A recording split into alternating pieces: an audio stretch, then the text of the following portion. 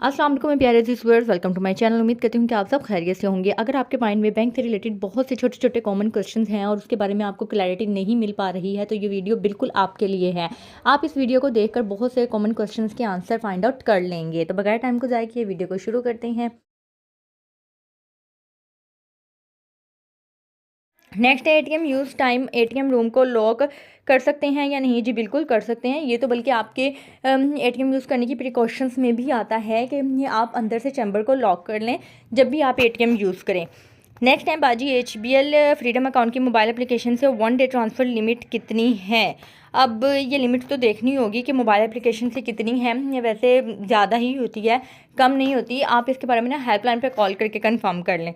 Next है UBL एक ही branch में 2016 को 2 अकाउंट थे, करंट और सेविंग। 2017 में दोनों क्लोज हुए। 2019 में करंट और 2020 में सेविंग ओपन करवाया। फिर 2023 को 2 और 2023 को यूबीएल अकाउंट क्लोज, दोनों यूबीएल अकाउंट क्लोज करवा दिए। मगर अब 2025 में यूबीएल मुकम्मल करंट अकाउंट ओपन करवाया है। क्या हो जाएगा? क्योंकि ऑलरेडी 2 बार मुकम्मल करंट अकाउंट ओपन और क्लोज हुआ था। अब 2025 में ठीक से ओपन होगा? जी बिल्कुल हो जाएगा। आप जितनी मर्जी दफ़ा बंद करवाएं, ओपन करवाएं, कोई ऐसा मसला नहीं होता। नेक्स्ट है बैंक में चेकबुक से विड्रॉल करवाते हैं या डिपॉजिट फॉर्म से? तो ये हमारे चेक को बैंक ने हेड ऑफिस देना होता है या सीपीओ डिपार्टमेंट को, या विड्रॉल वाला चेक बैंक अपने पास ही रखता होगा। अच्छा, आप जब बैंक में जाके चेक से विड्रॉ करवाते हैं ना, डिपॉजिट स्लिप से नहीं विड्रॉ करवाया जाता, उस स्लिप के जरिए आप पैसे जमा करवा सकते हैं। निकलवाने के लिए आपको कोई ना कोई इंस्ट्रूमेंट चाहिए होता है। जैसे अगर आपका पेमेंट ऑर्डर है तो वो ट्रांसफ़र हो जाएगा आपके अकाउंट में। अगर आपके पास चेक है तो वो कैश हो जाएगा। और जो चेक होता है वो कैश करवाने के लिए जब आप चेक देते हैं तो वो चेक वाउचर के तौर पे डे एंड पे सारे वाउचर्स लगते हैं। एक कंप्यूटर से जो है वो शीट निकलती है जिसके ऊपर पूरे दिन में जो जो ट्रांजेक्शन हुई हुई होती हैं, जिस अकाउंट से जो कैशियर ने की हुई होती हैं, वो अपनी अपनी शीट निकालते हैं। उस शीट के साथ टैली करते हैं कि ये चेक पास हुआ है, ये चेक पास हुआ है, ये चेक पास हुआ है। वो सारे वाउचर्स चेक किए जाते हैं और उस वाउचर्स का उस दिन के डेट के साथ मेंशन करवा के रख दिया जाता है। नेक्स्ट है जी, बैंक ब्रांच के अंदर को कस्टमर के लिए पीटीसीएल फ़ोन रखा होता है। अगर हम उस फ़ोन से हेल्पलाइन पर किसी बैंक वाले की या स्कैम की कंप्लेन करें, उस पर जल्दी रिएक्शन हो जाएगा, जल्दी हमारी बात सुन ली जाएगी? नहीं, ऐसा नहीं होता। आप अपने मोबाइल से भी करेंगे तो उतना ही देर में प्रोसेस होगा जितनी देर में पीटीसीएल करने से होगा। नेक्स्ट है जी, वाह ये तो इतना आसान है, मैं ऐसी परेशान हो रहा था। जी बिल्कुल, लाइट बैंक से इजी पैसा ट्रांसफ़र करने पर मैंने वीडियो बनाई हुई है। इसके ऊपर मैंने लेटेस्ट वीडियो भी बनाई है, वो आप लाजमी देखिएगा क्योंकि ये पुराना फीचर है। नेक्स्ट है जी, रास्ट आईडी लिंकिंग प्रॉब्लम ई 15 डुप्लीकेटेड यूआईडी इन यूबीएल। रास्ट आईडी जो है ना, इसके मुझे जहाँ तक लग रहा है ये जो आपको एरर आया है वो डुप्लीकेट होने की वजह से आया है। आप रास्ट आईडी जो है वो किसी एक बैंक अकाउंट के साथ ही लिंक कर सकते हैं, तमाम तर बैंक अकाउंट के साथ लिंक नहीं कर सकते हैं। इसके बारे में मैंने पहले भी एक्सप्लेन किया था कि अगर आपके एक से ज़्यादा अकाउंट हैं तो आप अपनी रास्ट आईडी उस अकाउंट के साथ लिंक करें जिस अकाउंट से आपने ज़्यादा से ज़्यादा ट्रांजैक्शंस करनी होती हैं, क्योंकि रास्ट आईडी के ज़रिए ट्रांसफ़र करने पर आपको आईबीएफटी चार्जेस नहीं होते हैं। नेक्स्ट है मैडम, पहले हमारा एचबीएल में करंट अकाउंट और एटीएम कार्ड एचबीएल एप्लीकेशन में एक्टिव है। अब हमने फ्रीडम अकाउंट और इसका एटीएम कार्ड ओपन करवाया है, तो फ्रीडम अकाउंट और फ्रीडम अकाउंट का एटीएम कार्ड एचबीएल एप्लीकेशन में कैसे ऐड और ऑपरेट होगा, प्लीज़ बता दें। अच्छा, ये उन्होंने कहा कि एचबीएल में मेरा ऑलरेडी पहले करंट अकाउंट है, मैंने मज़ीद एक और अकाउंट ओपन करवाया और उसका एटीएम कार्ड है, तो वो कैसे होगा? जब आप कार्ड को एक्टिव करवा लेंगे ना तो वो ऑटोमेटिकली आपकी मोबाइल एप्लीकेशन में शो हो जाएगा। नहीं तो आप अपनी कार्ड एक्टिव करवाने के बाद आप हेल्पलाइन से भी पूछ सकते हैं। नहीं तो मैं भी आपको बता देती हूँ, आप जब कार्ड एक्टिव करवा लेंगे, अकाउंट आपका एक्टिव हो जाएगा, आपने मोबाइल एप्लीकेशन ओपन करनी है और कार्ड मैनेजमेंट में जाना है। कार्ड मैनेजमेंट में जैसे ही जाएंगे वहाँ पर आपको दोनों कार्ड शो हो जाएंगे, ठीक है। वहाँ पे अगर दोनों कार्ड के ऊपर एक्टिव स्टेटस आ रहा है तो आपने कुछ भी नहीं करना, वो ऑटोमेटिकली आपका फैच हो जाएगा। लेकिन अगर इनएक्टिव स्टेटस आ रहा है तो आप अपनी मोबाइल एप्लीकेशन के ज़रिए भी आप अपने कार्ड को एक्टिव कर सकते हैं। अगर मुझे कभी मौका मिला तो मैं आपको आप अपने एच में मोबाइल एप्लीकेशन से अपने कार्ड को किस तरह से एक्टिव कर सकते हैं उसके बारे में भी वीडियो लाजमी बनाऊँगी। लेकिन सिंपली मैं आपको बता दूँ, आपने एच मोबाइल एप्लीकेशन ओपन करनी है। एचबीएल मोबाइल एप्लीकेशन ओपन करने के बाद आपने कार्ड मैनेजमेंट में जाना है। कार्ड मैनेजमेंट में आपको कार्ड शो हो रहे होंगे, उसका स्टेटस देखना है कि एक्टिव आ रहा है या इनएक्टिव आ रहा है। अगर इनएक्टिव आ रहा है तो कार्ड की पिक्चर बनी हुई होगी, कार्ड की पिक्चर के ऊपर लास्ट 4 डिजिट लिखे हुए होंगे। आपने अपने कार्ड के साथ उसको टैली करना है कि आपके पास जो फिज़िकली कार्ड अवेलेबल है और जो पिक्चर आ रही है वो दोनों सेम है। उनके लास्ट 4 डिजिट से आप उसको मैच कर सकते हैं। अगर तो सेम है और इनएक्टिव स्टेटस आ रहा है तो नीचे एक्टिव की ऑप्शन होगी, आपने एक्टिव पे क्लिक करना है। आई थिंक एक ओटीपी या वेरिफिकेशन कोड आएगा, उसको ओके करना है, कार्ड आपका एक्टिव हो जाएगा। नेक्स्ट है, पिछली वीडियो में आपने कहा था अभी तक अपना यूबीएल बैंक की किसी स्टाफ से कॉन्टैक्ट करके बताऊंगी प्लीज़ कि यूबीएल में बैड रिकॉर्ड बैड स्टेटस लगता है, 100% कंफर्म बताना। अच्छा, आई एम एक्सट्रीमली सॉरी क्योंकि मैं भूल गई थी। मैं ज़रूर इस दफ़ा जो है ना मैसेज करके तो मैं पूछ के बताती हूँ आपको। नेक्स्ट है जी, मैडम जी मसला बन गया है, पूरी बात सुनो। आज मैं घर जा रही थी तो रास्ते में मुझे चोर पड़े हैं, मेरा पर्स ले गए। मैंने अपने एटीएम कार्ड को तोड़ दिया 2 टुकड़े करके, तो मेरा एटीएम कार्ड जो चोर ले गए हैं अब वो कोई यूज़ तो नहीं कर सकेंगे, कोई मसला तो नहीं है, और मुझे आगे क्या करना होगा। कार्ड अगर चोर ले गए हैं तो आपने कैसे तोड़ा, या पहले ही तोड़ के रखा हुआ था, ये बात मुझे समझ नहीं आई। और इस तरह का अगर केस हो भी जाए तो इसके ऊपर मैंने डिटेल में वीडियो बनाई हुई है कि अगर आपकी चेकबुक या कार्ड या आईडी कार्ड कुछ भी मिसप्लेस हो जाए तो आपको क्या करना चाहिए। उसका लिंक मैं डिस्क्रिप्शन में मेंशन कर दूंगी, आप वो भी चेक कर लीजिएगा। नहीं तो मैं इसमें भी बता देती हूँ कि अगर इस तरह का कोई भी सिनेरियो हो जाता है तो आपने फौरी तौर पे अपने कार्ड को आर्जी तौर पे बंद करवाना है।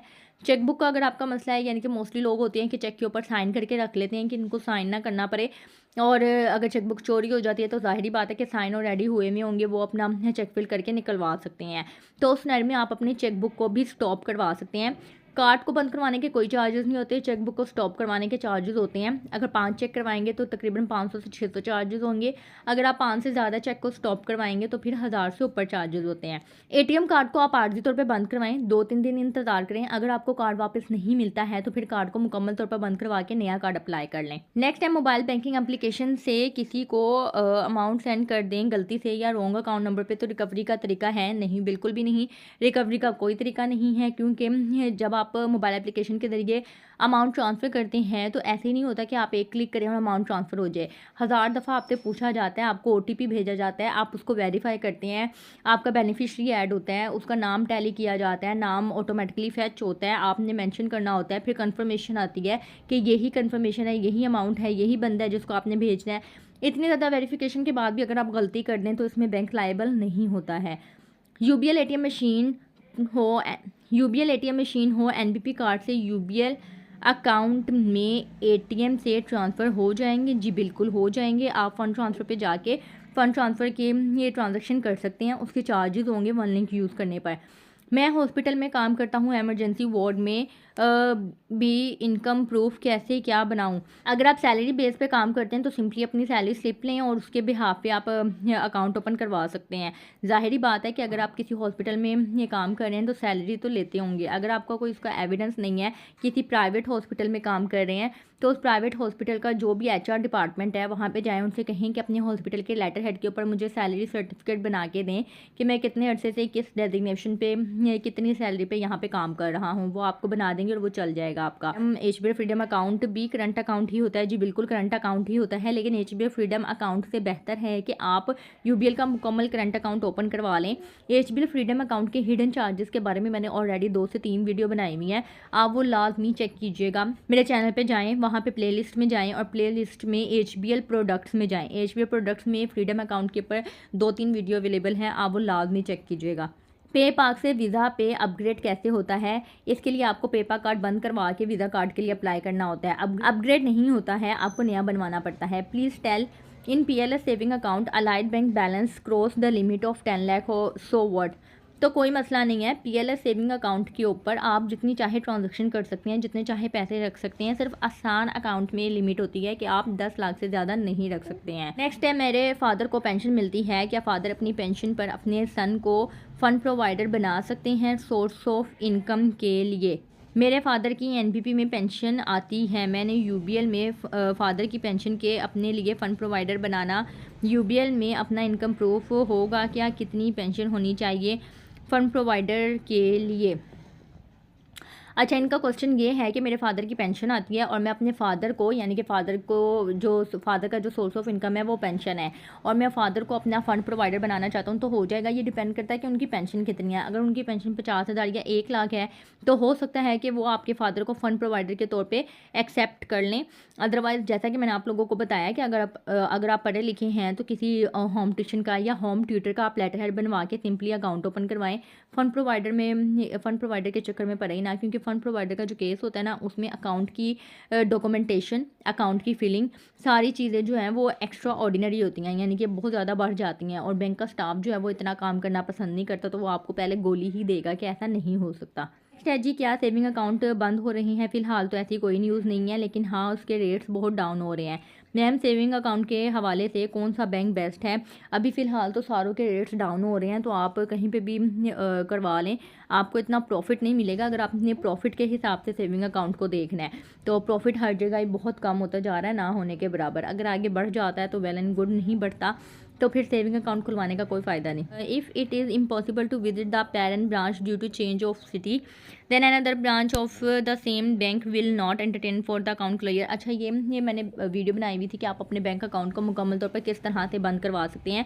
उसके ऊपर इनका क्वेश्चन है कि अगर पेरेंट ब्रांच, यानी कि जहाँ पे हमने अकाउंट ओपन करवाया हुआ है, वो किसी और शहर में है, हम विज़िट नहीं कर सकते हैं, तो क्या जिस शहर में हम रह रहे हैं वहाँ के किसी भी उस बैंक की ब्रांच में हम जाके अकाउंट क्लोजर नहीं करवा सकते? तो इसमें मैं आपको बता दूं, बिल्कुल वो एंटरटेन नहीं करेंगे आपको। अगर आपका अकाउंट लाहौर में है और आप इस्लामाबाद की ब्रांच में जाके अकाउंट बंद करवाना चाह रहे हैं, तो वो आपको एंटरटेन नहीं करेंगे। अगर आप पर्सनली रिक्वेस्ट कर देते हैं, आपका अकाउंट बंद करवाना बहुत ज़्यादा ज़रूरी है, तो आप ब्रांच मैनेजर से बात करें, उससे कहें कि मेरे सारी डॉक्यूमेंटेशन करके यहाँ से मेरे डॉक्यूमेंट्स मेरी पेरेंट ब्रांच में डिस्पैच करवा दें, और उनसे कॉन्टैक्ट रखें। अपनी पेरेंट ब्रांच में भी कॉल करें कि इस तरह से मैं विज़िट नहीं कर सकता, मुझे अकाउंट बंद करवाना है, मैं यहाँ से सारे डॉक्यूमेंटेशन जो हैं कंप्लीट करके वो आपको सेंड करवा रहा हूँ, डिस्पैच करवा रहा हूँ वेरी नेक्स्ट डे, क्योंकि जो बैंकों की TCS सर्विस होती है वो ओवरनाइट शिपमेंट होती है, यानी कि अगर आपने मंडे को डिस्पैच करवाए हैं तो ट्यूसडे की सुबह उनको मिल जाते हैं।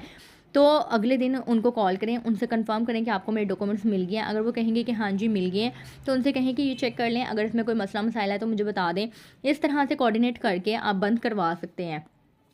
इम्पॉसिबल नहीं है, लेकिन थोड़ा सा हेक्टिक प्रोसेस है। नेक्स्ट है जी, ये मैंने तमाम तर बैंकों के ये जो दिसंबर 2024 से सेविंग अकाउंट के ऊपर प्रॉफिट रेट आए हैं उसके बारे में वीडियो बनाई थी कल, आई थिंक। उसके ऊपर इनका क्वेश्चन है कि फैसल बैंक के बारे में क्या ख्याल है। आप ये किसी भी कमर्शियल बैंक का ले लें, हर कमर्शियल बैंक में जो बेस रेट है वो 13.50% ही हो गया है। नेक्स्ट है जी, सेविंग में 5% दे रहे हैं, 16% ख़त्म। मेरा भी सेविंग अकाउंट है, ये क्यों हुआ है? इन्होंने HBL के, मैंने प्रॉफिट रेट के ऊपर डिटेल में वीडियो बनाई थी अक्टूबर में। उसके ऊपर इनका है कि सेविंग में 5% दे रहे हैं, 16% ख़त्म। मेरे भी सेविंग अकाउंट है, ये क्यों हुआ है? मुझे इनके क्वेश्चन की ही समझ नहीं आई कि 5% किस तरह से, 5% तो अभी तक आया नहीं है, 16% अब कम होके 13.50% हो गया। उसके ऊपर मैंने डिटेल में वीडियो बना दिया, आप मेरी वो चेक कर लेंगे। 5% के हवाले से मुझे समझ नहीं आई कि आप क्या पूछ रहे हैं। उम्मीद करती हूँ कि वीडियो आपको पसंद आई होगी। अगर आपको लगता है कि इसमें से कोई भी सवाल आपसे रिलेट करता था और आपके माइंड में काफ़ी अरसे से था और अब आपको मेरी वीडियो देखने के बाद क्लैरिटी मिल गई है, तो मेरे चैनल को सब्सक्राइब लाजमी कर दीजिएगा, वीडियो को शेयर कर दीजिएगा उन लोगों के साथ जिन लोगों को इसकी ज़रूरत है। अपना ख्याल रखिएगा, दुआ में याद रखिएगा। मुझे इजाज़त दें, अल्लाह हाफिज़।